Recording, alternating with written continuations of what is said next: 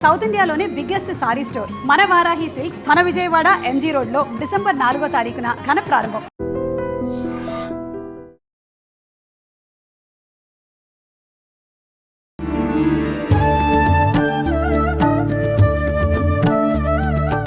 నమస్తే గురుజీ. నమస్కారం మా విజిత. గురుజీ, మార్గశీర మాసం ప్రారంభమైంది. ఈ మాసంలో స్వామివారికి సంబంధించి ఎన్నెన్నో విధానాలు ఆచరిస్తూ ఉంటారు. విశేషంగా ఈ మధ్య కాలంలో ఎక్కువగా లలిత విష్ణు సహస్రనామాల పారాయణాలు చేస్తున్నారు. అంటే మార్గశీర మాసంలో విష్ణు సహస్రనామ పారాయణం చేయటం వల్ల ఎటువంటి ఫలితం ఉంటుందో వివరించండి. మనకి శ్రీ మహావిష్ణువు చాలా సౌమ్య దేవుడమ్మ. అందువల్లనే బుధవారము అంటే సౌమ్యవారము అంటాం.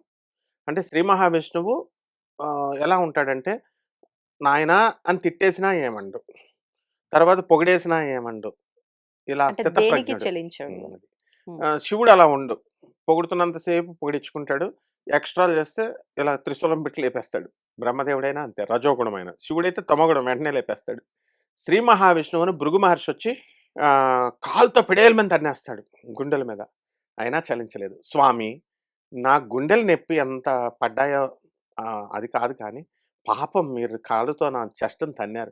మీ కాళ్ళు ఎంత నొప్పిగా అయినాయో కొంచెం పిసకనీ స్వామి అని చెప్పి భృగు మహర్షిని ఇలా పిసుకుతాడు. పిసికి మూడో కన్ను ఉంటది వాడికి, భృగు మహర్షికి కాల్లో. అడుగున. దాన్ని తీసి పడేస్తాడు, పొడిచేస్తాడు. పొడిచేసరికి, అయ్యో! నేను ఆఫ్టర్ ఆల్ ఒక ఋషిని, నేను మామూలు మానవుడిని. నేను తపస్సు చేసుకుంటే ఈ యజమాని ఈయన సర్వేశ్వరుడు స్వామి. అటువంటి ఆయన్ని నేను గుండెలతో తన్నాను. అప్పుడు వాడికి జ్ఞానోదయం అయింది. అప్పుడు స్వామి అంటాడు, శాంతాకారం భుజగశయనం పద్మనాభం సురేశం విశ్వాకారం గగన సదృశం మేఘవర్ణం శుభాంగం లక్ష్మీకాంతం కమలనయనం యోగి హృద్యాన గమ్యం వందే విష్ణుం భవభయహరం సర్వలోకైకనాథం. సర్వలోకాలకు అధినాయకుడు ఆయన.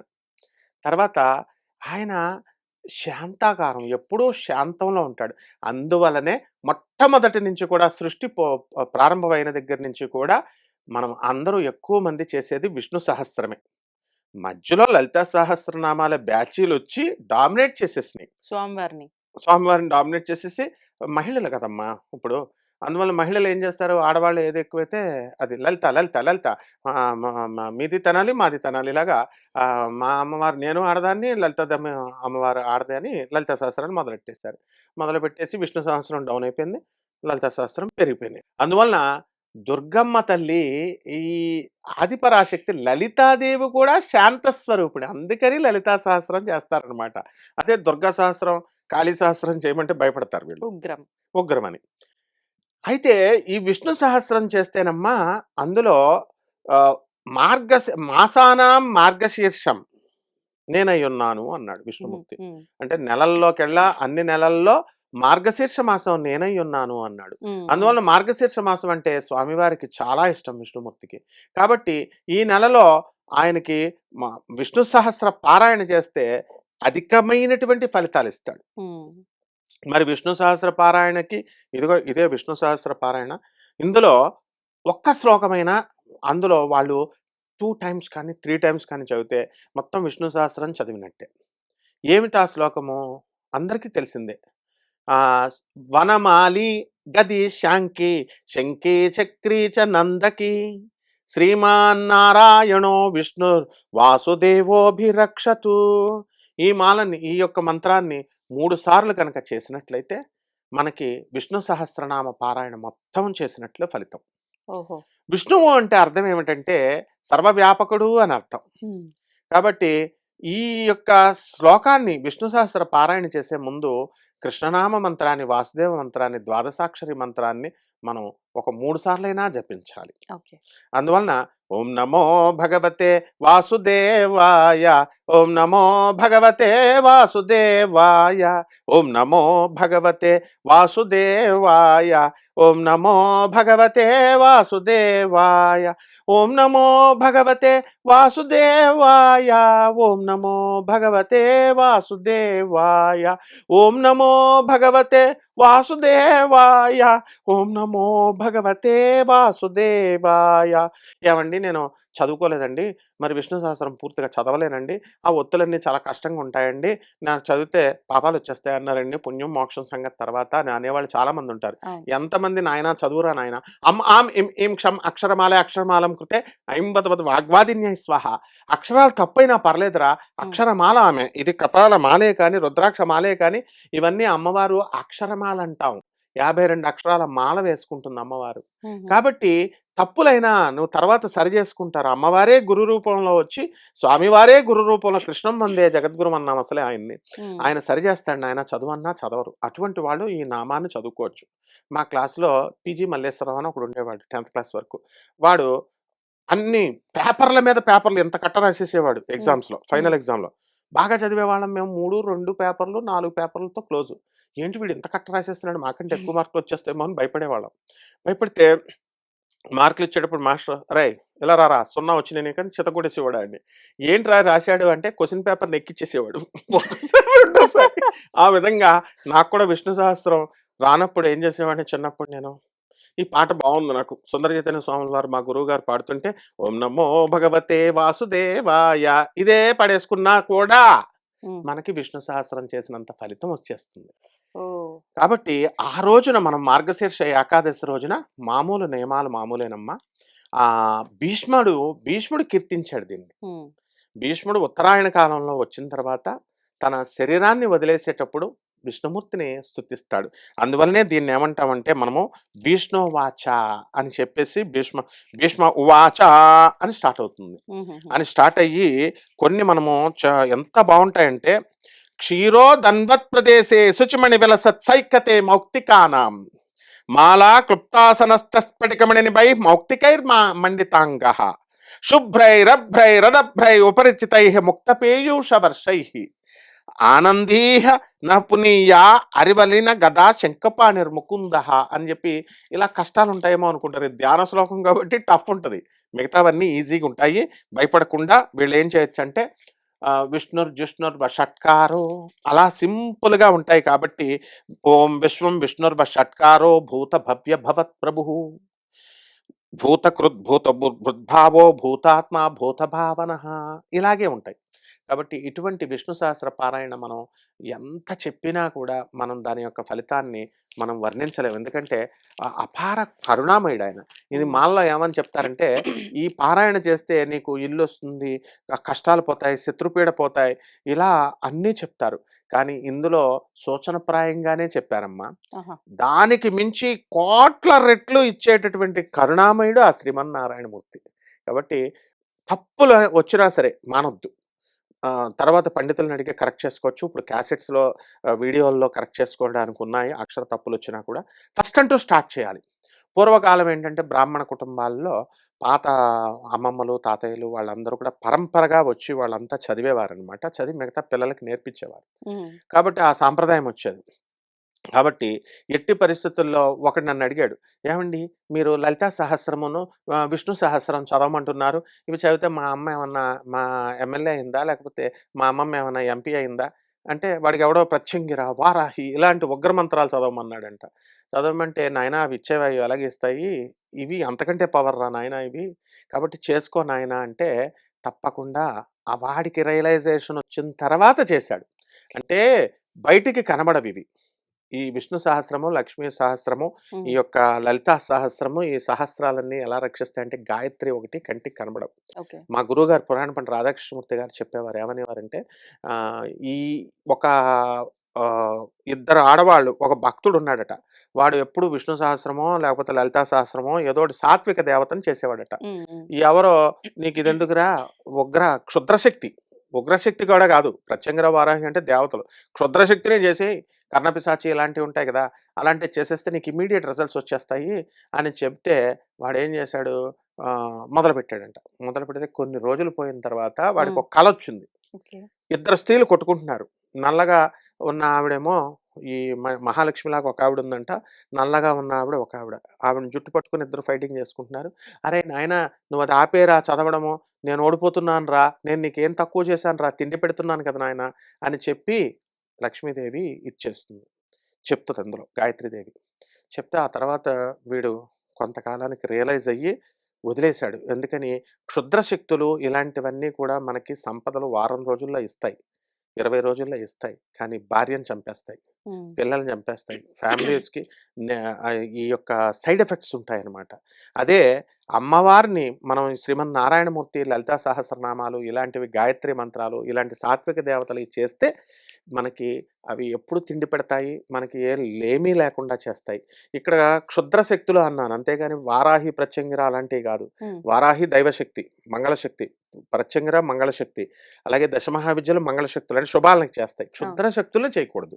ఈ శక్తులను చేసుకోవచ్చు. ఓకే. ఉగ్రశక్తులైనా అమ్మవార్ల రూపాలని కొలుచుకోవచ్చు. హ్మ్. మేకల్ని, కోళ్ళని వేటిల్ని బలి వేయకూడదు. బలులు అలాగా కూరగాయలతోనే ప్రతీది కూడా అంత. హ్మ్. సో, ఈ విధంగా శ్రీ మహావిష్ణువుని లలితా సహస్రం ఈ యొక్క శ్రీ మహావిష్ణువు శాస్త్రం విష్ణు సహస్రనామం చదివేటప్పుడు ఇంత పంచదార గాని, ఇంత పటికి బెల్లం గాని, ఇంత వేరుశనగ పప్పు గాని అక్కడ నైవేద్యంగా పెట్టి స్వామివారికి శ్లోకాలు చేసేసి మనము ఒక నియమంగా ఉద్యోగం ప్రాప్తిస్తుందమ్మా ఇలా చేసిన వాడికి. నేను లైవ్ ఎగ్జాంపుల్ చేయగలను, చెప్పగలను. నా శిష్యుడే మంచంశెట్టి ఆదినారాయణ అని డివిజనల్ ఇంజినీర్‌గా వర్క్ చేస్తున్నాడు బిఎస్ఎన్ఎల్‌లో. హ్మ్. 41 రోజులు చేయరా నీకు జాబ్ వస్తుంది అన్నాను. ఓకే. ఓకే. చేశాడు. సక్సెస్ అయ్యాడు. వీళ్ళంతా ఎందుకు లైవ్‌లో చెప్తున్నామంటే అందరికీ తెలియాలి ఎగ్జాంపుల్స్. అవును. సో, విష్ణు సహస్రం మనకు లోటు చేస్తుందని అనుకోకూడదు. హాయిగా అన్నీ ఇస్తుంది. మెయిన్‌గా ఉద్యోగం లేనటువంటి వాళ్ళకి ఉద్యోగాన్ని ఇస్తుంది. స్వానుభవంతో చెప్తున్నాను. ఓకే. ధన్యవాదాలు గురూజీ. ధరిత గురూజీ, మనకు డిసెంబర్ 1వ తారీఖున వచ్చే ఏకాదశి యొక్క విశేషం ఏంటి? ఆ రోజున ముఖ్యంగా ఆచరించాల్సిన విధి విధానాలేంటో వివరించండి. మనకి ఈ మార్గశీర్ష మాసంలో వచ్చేటటువంటి ఈ ఏకాదశిని మోక్షద ఏకాదశి అంటాం. మోక్ష అంటే సాల్వేషన్, హ్మ్. ముక్తి అనుకుంటాం. మోక్షం అంటే కాదా? అదే కాదు. ఆ! మనం అనుకున్న పని సక్సెస్‌ఫుల్ అవ్వడాన్ని కూడా మోక్షం అంటాం. ఓహో! అరే! ఈ పని అయిపోయిందిరా బాబు! మోక్షం వచ్చిందంటారు. అంటే నిజ హ్మ్. జీవితంలో ఇహపరాలు 2 చూడాలి కాబట్టి, మనకి భూలోకంలో ఉన్న మన కోరికలు ఏదైతే లక్ష్యం ఉందో ప్రధాన లక్ష్యము, ఆ లక్ష్యాన్ని తీరడాన్ని హ్మ్. మోక్షం అంటాము. అలాగే శరీరం వదిలేసిన తర్వాత, కట్టె వదిలేసిన తర్వాత మనము స్వామివారి పాదాలను చేరుకోవడం మాత్రమే మోక్షం. కానీ అందరూ స్వామిలో ఐక్యమవ్వటం అనేది జరుగుతుందా? అందరూ అవుతారు. హ్మ్. కాకపోతే చనిపోయిన ప్రతి ఒక్కళ్ళు కాదు. ఎవాల్వ్ అయిన ప్రతి ఒక్కళ్ళు అవుతారు. హ్మ్. కొంతమంది ముందుగా అవుతారు. మనము వెనగ్గా అవ్వచ్చు. హ్మ్. మోక్ష అంటే ఇచ్చువాడు. ఓకే. అంటే ఆ రోజున కనుక స్వామివారిని ప్రసన్నం చేసుకోవాలి. హ్మ్. స్వామివారిని ప్రసన్నం చేసుకున్నప్పుడు మనకి మోక్షద అంటాం. హ్మ్. ఏకాదశి అంటాం. స్వామివారు ఎప్పుడు ప్రసన్నమవుతాడు? కేవలము మనము పసుపు కుంకాలేసేసి, హ్మ్. మనం ఎవరికీ సహాయం చేయకుండా హ్మ్. ఉంటే కుదరదు. దైవభక్తి ఉండాలి. ఉండాలి. అందులో డౌట్ లేకుండా ఇప్పుడు స్వామి నువ్వే నాకు తప్ప హ్మ్. ఇంకెవరూ లేదు అనాలి. ఇప్పుడు ద్రౌపదీదేవి వస్త్రాపహరణం చేసేటప్పుడు ఆమె ఒక చేత్తో ఇలా మానవుడిని రక్షించుకోవాలని ఒక చేత్తో ఇట్లా పట్టుకొని చీరని, ఒక చేత్తో స్వామి రా అంటుంది. రాడు హ్మ్. ఆయన. హ్మ్. ఇంక నా మానం ఏమైపోయినా పోనీ, అవమానం అయిపోనీ నాకు మొత్తం జనం చూసుకుంటే చూసుకొని, కృష్ణ రా అని పిలవగానే వచ్చేసాడాయన. ఆ!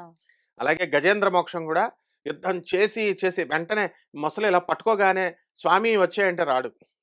తన ప్రయత్నం లాస్ట్ వరకు చేసి, ఇక అయిపోయాను స్వామి. నేను ఇంక నువ్వే నన్ను రక్షించాలి అన్నప్పుడు, లక్ష్మీ తల్లి యొక్క చీరను పట్టుకుని ఇలా హ్మ్. వచ్చేటప్పుడు ఆమె చీర కూడా ఊడిపోతుంది. వదిలేయాలి అనే స్పృహ కూడా లేకుండా స్వామి వచ్చేస్తాడు. అంత కరుణామయుడు శ్రీనివాసుడు. ఓహ్! అందువలన ఈ మోక్షాన్ని ఇవ్వడము అనంటే దీనజనులలో ఉంటాడు నారాయణుడు. హ్మ్. అందుకే దరిద్ర నారాయణుడు అంటారాయన్ని. అందువల్ల పేదవాళ్ళ పట్ల, అనాథల పట్ల, సాధువుల పట్ల, వికలాంగుల పట్ల కంపల్సరీ దయతో ఉండాలి. ఇది ఫస్ట్ పాయింట్. ఓకే. పూజలు మామూలుగా చేయాలి. హ్మ్. ఏకాదశి రోజున ఎట్టి పరిస్థితుల్లో గూడా అన్నం తినకూడదు. అస్సలు ఒక్క పూట గూడా. అసలు ఏ ఏకాదశి తినకూడదు. ఈ అన్నమే తినకూడదసలు. హ్మ్. నిర్జల ఉపవాసం చేయాలి. ఎందువలన అంటే మారుడు అనేటటువంటి మారాసురుడు, మారుడు అనే రాక్షసుడు శ్రీ మహావిష్ణువుతో యుద్ధం చేస్తూ ఆయన అలిసిపోయి పడుకున్నప్పుడు ఆ మారుడు వచ్చి గుహలోకి రాబోతుంటే ఆ స్వామివారిలో నుంచి ఆయన శక్తే ఏకాదశి రూపంలో ఒక స్త్రీ రూపంలో వచ్చి మారుడిని చంపేస్తుంది. హ్మ్. అందువలన ఆమెకి నీకేం వరం కావాలి అని మహావిష్ణువు అడిగితే హ్మ్. ఏకాదశి రోజున ఎవరైతే నా ఉపవాసాలు చేసి నన్ను స్వామి నిన్ను పూజిస్తారో, ఆ రోజున మోక్షం ఇచ్చేసేయి స్వామి అని అడిగింది. తన కోసం తాను ఏది వరం అడగలేదు. ఆ! అందుకే అత్యంత పవిత్రమైంది ఈ ఏకాదశి తిథి.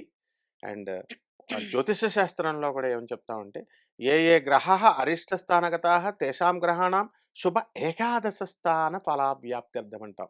ఓకే. గ్రహాలన్నిటిలో కూడా ఏకాదశ స్థానంలో ఉన్నటువంటి వాటిలు ఇచ్చేటటువంటి ఫలితం ఏ గ్రహాలు ఇవ్వవు. అంటే 11 నంబర్ ఇస్ సో ఆస్పీషియస్ అని చెప్పడం ఇందులో ఉద్దేశం.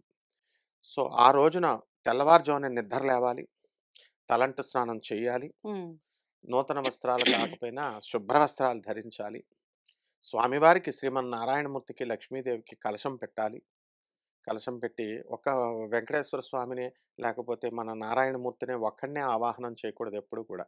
ఓకే. లక్ష్మీదేవి లేనిదే నారాయణుడు రాడు. ఎందువల్లంటే పర్మిషన్ ఇచ్చేది అమ్మవారు. అమ్మ పర్మిషన్ ఇస్తేనే అయ్యగారు రావాలి బయటికి. లేకపోతే where do you go? Where are you? Show me video call. ఇంకోళ్ళతో కూర్చుంటున్నావా? ఆ! రా తొందరగా ఇంటికి అని ఆడవాళ్ళు ఎలా అడుగుతారో, అలా లక్ష్మీదేవి కూడా నిర్మోహమాటంగా విష్ణుమూర్తిని అడుగుద్ది. అసలే ఆయన ఇద్దరు పిల్లల మొగుడు. అలివేలు మంగమ్మ తయారు, మన బీవీ నాంచారి, మరి ఈ పద్మావతి తల్లి. హ్మ్. ఎందుకొచ్చిన గొడవరా నాయనా అని ఆయన ఈ వీడియో కాల్ చేయాలి ఎందుకొచ్చిందని. ఇద్దరిని అందుకే ఆ మంత్రం కూడా ఎలా ఉంటుందంటే, స్వామి నీ యొక్క సపత్నితో రా. నువ్వు రా. నీ పరివారం రా. హ్మ్. సాంఘం సాయుధం సపరివారం మొత్తం నీ గ్యాంగ్ వచ్చే స్వామి అని చెప్పేసే మనం సత్యనారాయణ స్వామి వ్రతంలో కానీ లేకపోతే కలశంలో కానీ మనం పూజ చేస్తాం అనమాట. అలా లక్ష్మీనారాయణ ఇద్దరిని పూజ చేసి వనమాలి గది శాంకి శంకి చక్రీ చనందకి శ్రీమాన్ నారాయణో విష్ణుర్వాసుదేవోభిరక్షతు ఆవాహయామి అని చెప్పేసి వాళ్ళిద్దరిని పిలిచేసిన తర్వాత హ్మ్. తులసిమాలను వేయాలి స్వామివారికి ఇష్టమైనటువంటి. హ్మ్. ఆ సీజన్‌లో దొరికేటటువంటి పుష్పాల్ని పెట్టాలి. ఆ తర్వాత ఇక్కడ ఒక పుష్పాన్ని మనం కూడా స్త్రీమూర్తి ఎవరైతే పూజ చేస్తున్నారో ఆమె కూడా ఒక పుష్పాన్ని ధరించాలి. తిరుపతిలో పెట్టుకోకూడదు. కానీ ఇక్కడ ఇంట్లో పూజల్లో ఒక పువ్వైనా పెట్టుకోవాలి, బొట్టు పెట్టుకోవాలి. తర్వాత షోడశ ఉపచారాలతో విష్ణు సహస్రనామం చదివితే ఇంకా మంచిది. హ్మ్. లేదా ధ్యాయేదాజానుబాహుం ధృతశరదనిశం బద్ధ పద్మాసనస్థం పీతం వాసోపసానం నవకమల దళస్పర్ధి నేత్రం ప్రసన్నం వామాంకారూఢ సీతాముఖ కమలమిలల్లోచనం నీరదాభం నానాలంకారదీప్తం దదత మురజటా మండలం రామచంద్రం.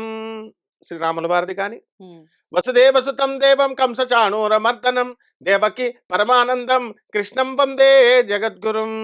సత్యభామ రుక్మిణి సమేత శ్రీ వేణుగోపాల స్వామి వారిని కానీ హ్మ్. మనం ఆవాహనం చేయాలి.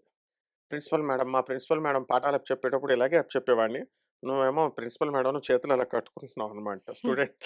సో స్వామివారికి అంత క్లియర్‌గా మనము అంటే లోపల దాపరికం లేకుండా చిన్న పిల్లాడి మనస్తత్వంలా పూజ చేయాలి. అది నేను ఇంతకీ ఆ ఎగ్జాంపుల్ ఎందుకు చెప్తున్నాను భక్తులకి. వినయంగా. వినయము, ప్రేమ ఎటువంటి ఉండాలి ఆ స్వామి కల్మషం పట్ల. లేకుండా. కల్మషం లేకుండా.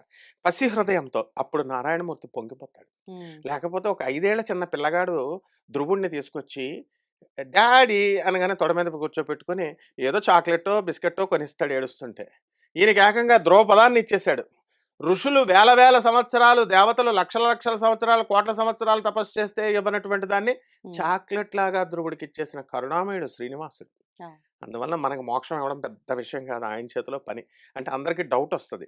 ఈ ప్రవచనకారులు చాలామంది చాలా కష్టం, చాలా కష్టం, చాలా కష్టం అని చెప్తుంటే, కష్టమైన దాన్ని ఎందుకులే తలుచుకోవడం, మనం చేయడం ప్రయత్నం మానేసే మహానుభావులున్నారు భక్తులు. హ్మ్. అలా అవును. కాదు. మనము చక్కగా ట్రై చేయాలి. And it's a very easy task also. Lord Krishna will definitely bless us and he is ready to bless అనమాట. సో, ఆ విధంగా ఆయనకి హారతి ఇచ్చేసి నైవేద్యం ఏం చేయాలమ్మా, ఏదైనా సరే దద్దోజనము, చక్కెర పొంగలి, పాయసాన్నము ఇవి ఇచ్చేసి చక్కగా తర్వాత ఆ సీజన్‌లో దొరికే పళ్ళు అది దొరకకపోతే ప్రసాదాల కోసం కుస్తీ పడక్కర్లా. అవి ఇచ్చేసి మామూలు స్వామివారికి చక్కగా దండం పెట్టుకొని, ఆ రోజంతా గూడా ఉపవాసం ఉండి, సాయంత్రం మామూలుగా ఏ టిఫిన్ అయినా తినొచ్చు. పేషెంట్స్ ఉన్నారనుకోండి, షుగర్ పేషెంట్స్, చిన్నపిల్లలు, ముసలివాళ్ళు వాళ్ళు తినేయొచ్చు. వాళ్ళకి ఎగ్జంప్షన్ లేదు. ఈ విధంగా కనుక వాళ్ళు చేసిన తర్వాత సాయంత్రం ఎవరికైనా బ్రాహ్మణులకో లేకపోతే పేదవాళ్ళకి దాన ధర్మాలు చేసుకుంటే సరిపోతుందమ్మా. మోక్షం గ్యారంటీ అమ్మ. ఉపవాసం, స్వామి, అమ్మవార్ల ఇద్దరికీ కలిపి ఆరాధన. ఈ అంతే. 2 చేస్తే చాలు. ఇంకా విశేషంగా ఏమి చేయాల్సిన అవసరం ఏమీ లేదు. అవసరం లేదు. మా ఏకాదశి ప్రతి నెల వచ్చేదే. ఆ రోజు ఇది మోక్షాన్ని ఇచ్చేటటువంటి ఏకాదశి. మిగతా ఏకాదశులన్నీ అవి కాదు. మిగతా 24 మనకి నెలకు 2 చొప్పున 12 రెళ్ళు 24 ఏకాదశులొస్తాయి. ఆ 23 ఏకాదశులు మిస్ అయినా ఈ ఏకాదశి కనుక చేసినట్లయితే మనకి డెఫినిట్‌గా మోక్షం వస్తుందమ్మా.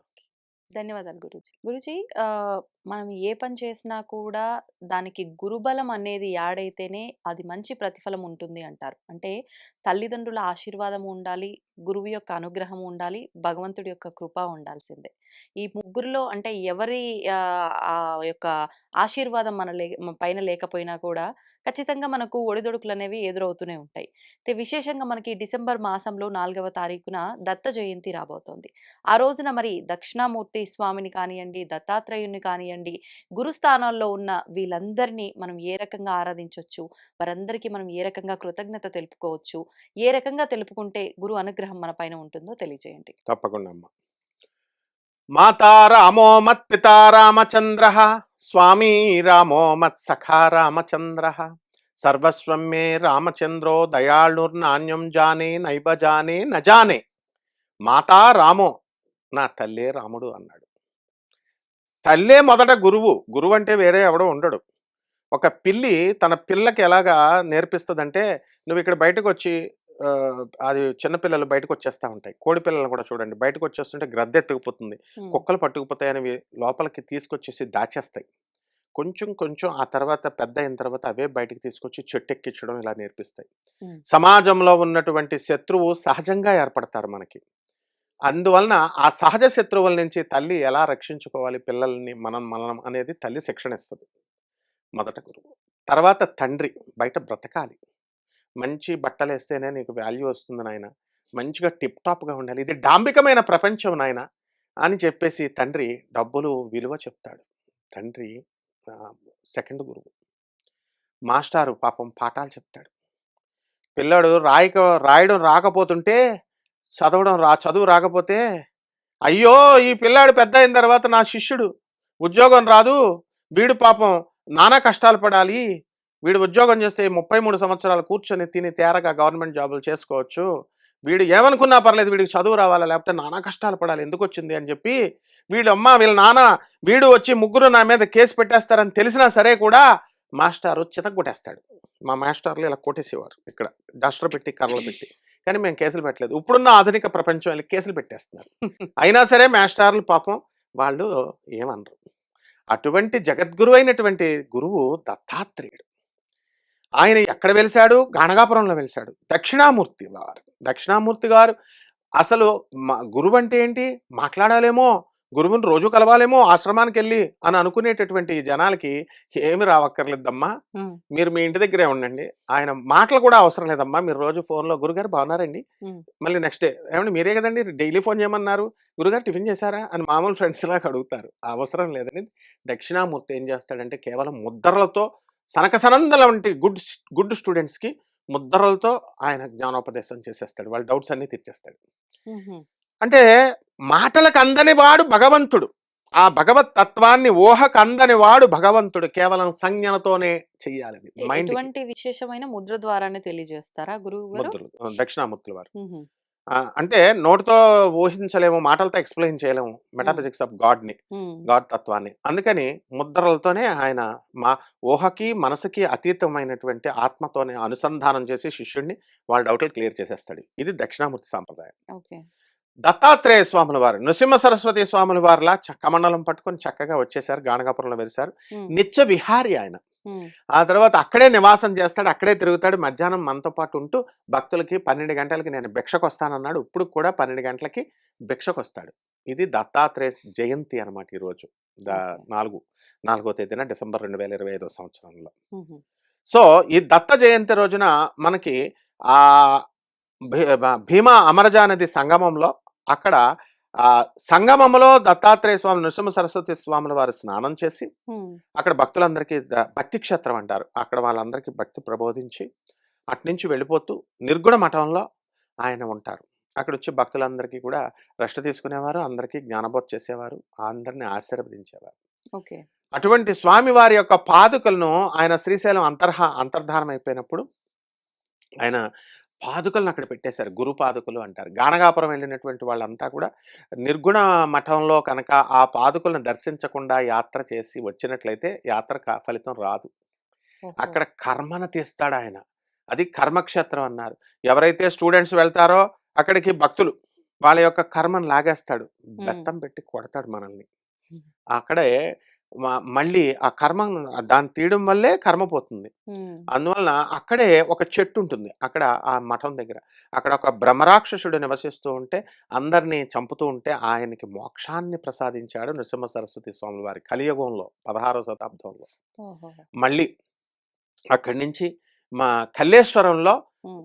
శ్రీశైల మల్లికార్జునుడిని పూజించినట్టే ఈ కల్లేశ్వర స్వామి వారిని పూజ చేసినట్లే అని చెప్పి అక్కడ అభిషేకం చేస్తే శ్రీశైలంలో అభిషేకం చేసినట్టు అని చెప్పి స్వయంభూ శనీశ్వరుడి దేవాలయం కూడా ఉంటుంది. ఆయన కూడా జగద్గురు శనీశ్వరుడు. కల్లేశ్వర స్వామివారు కూడా అక్కడ ఉంటుంది.